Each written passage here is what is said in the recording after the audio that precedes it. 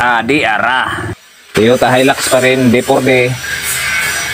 Papalitan natin ng timing belt, drive belt. Palitan natin ng tensioner bearing sa loob, saka yung hydraulic tensioner. Yung unit, D4D. Hilux D4D. Sugdan na natin, di na tayo maglangay. Tanggalin na natin ang timing belt cover. Ayan, natanggalan natin yung drive belt. Wala naman problema sa compressor bearing niya, sa idler wala naman. Dito wala rin, dito wala rin.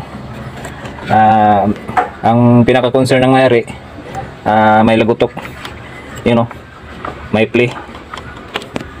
Papalitan natin ng timing belt, tensioner bearing, saka pinaka hydraulic tensioner.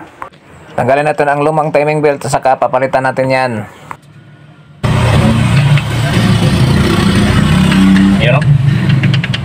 Tungok. Yan, tungok.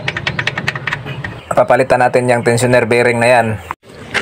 Ito yung ipapalit natin, bagong timing belt, saka drive belt, saka tensioner bearing. Papalitan lang din natin ng bagong hydraulic tensioner. Ito yung taga-tension ng tensioner bearing. Ito yung timing niya sa camshaft. Dito yung dowel. Tapos dito. Yan. Kailangan magtugma yan. Saka dito sa supply pump. Ayan.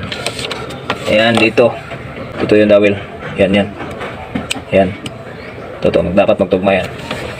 Kita nyo yung green na marking. Yan ang timing ng supply pump ng Toyota Hilux D4D. 1KD engine.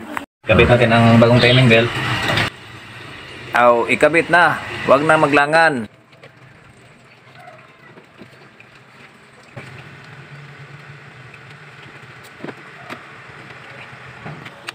Yan pala.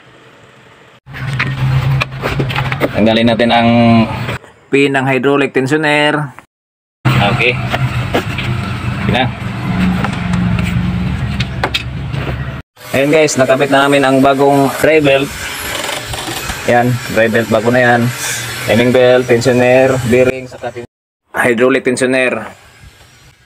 Napalitan na, paandar na tayo. Yan, bago na yung timing belt, tensioner, bearing, saka hydraulic tensioner. Drive belt, ayan, may puti-puti pa.